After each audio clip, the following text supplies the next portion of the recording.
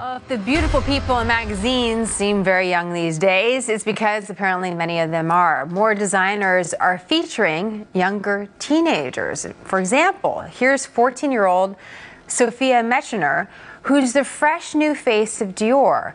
The trend reigniting arguments over how young is too young to be modeling in adult fashion. Is it fair advertising? Is it sexploitation? What's the deal with it? Joining us now is a we're going to say once a supermodel, always a supermodel, Carol Alt and Dr. Robi Ludwig, a psychotherapist. It's great to have you. Who was never a supermodel and will never be a supermodel. That's all right. We need to have a well-rounded conversation here. Carol, it's not just this one 14-year-old, although she's getting a lot of attention because she was the first one to walk down the runway for Dior. You have Cindy Crawford's daughter, who's 13. You have Johnny Depp's daughter, who's 16 years old. And there's one British lawmaker that says, listen, this whole industry is going in the wrong direction. Is it? Is this high fashion? It's not that it's going in the wrong direction, because even when I came up, I was 17, 18 years old when I started, and they had 13 and 14-year-old girls. I mean, Lisa Ann Falk was on the cover of New York Magazine as a 13-year-old girl posing as a 30-year-old. So they've done it periodically throughout the modeling industry. They like to shock. They like to open up discussion. And of course, it's $1 billion business, so they really need to get as much publicity as they possibly can. You know, as you're talking about that, I'm thinking about Brooke Shields, 1980, Calvin Klein, 15 years old. It was a huge, debate about whether or not this ad was too sexy. So is there a price to pay for these ads, or is this just, this is just the business?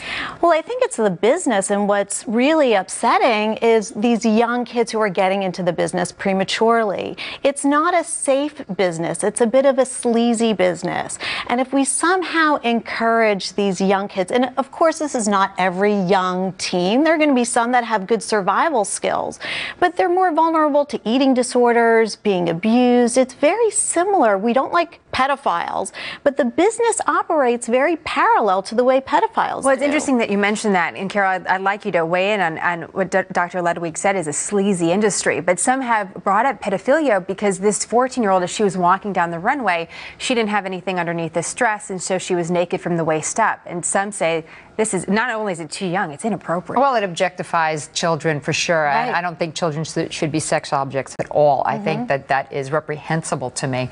But I also read an article where it says a lot of these teenagers are very aggressive and they want to go out and they push and they push. And, I grew up with a household full of rules. And I want to know, when did the inmates take over the asylum? When did the kids take over running the house? I blame the parents on this. And I'm sorry, Cindy's a friend, we've worked together, but it's not safe. You're absolutely right. It's not a safe business. Even at 18, my mother was worried about me. At 20, I was worried about me. Anything can happen when you're traveling. And I think for somebody like Cindy's daughter, Cindy's daughter has an advantage because her mother is a mentor who understands the business and might be less vulnerable to targets of abuse. But if these scouts are looking at families where the girls are young, the families are poor, they're seducing them and grooming them with fame and money, those are the young kids that are going to be... They'll do anything. Yes, so they'll do anything. This young lady, Sophia, is from Israel. She comes from a family that apparently is, living in a one-room apartment, and she was saying she's going to use the money from this, although she's returned to Israel to go to school. Oh, wait, Jenna, I need to ask you something right here, because they said they found her in the Dior store. Well, that's what... How did she get to Paris? She was in the Dior store after she was discovered. I think that was the story. This is the story as they tell it. Gosh. They say that the mother brought her to a modeling agency in Israel. They were able, with an escort, if you will, to go to France. She was somehow discovered, and they're calling it a Cinderella story. I want to leave that aside for one moment and ask if whether or not that's the exception rather than the rule. When you look at some of the big models right now, the superstar models, Carol, Kendall Jenner, for example, Gigi Hadid, you have Cara Delevingne, you have all of these girls that are actually older than 18, and they're the ones really driving the industry. They're hanging out with Taylor Swift. They are the stars. And so I wonder if this 14-year-old is just a one-off, and you look at these girls, they actually are older. They're actually older than 18, not by many years, but they're older. I mean, I think it's a very complex question because, like I talked about back in the day, Brooke Shields made it, and she kept going, and she's still working today. Lisa Ann Falk. Do you know what I'm saying? And at the same time, there are some girls who come from poor families, and so my father was a fireman. but I didn't do just anything. I had a good, strong moral background that I grew up with. I had a very strong family. It's interesting that you bring that up too, because when you look at a lot of these big names, they are the sons and daughters, and I'm going to say sons because it's also young men. Yeah. David Beckham's young son. It's also appearing in a major ad campaign as well, which begs the question about objectifying some of these children. What do you think about it?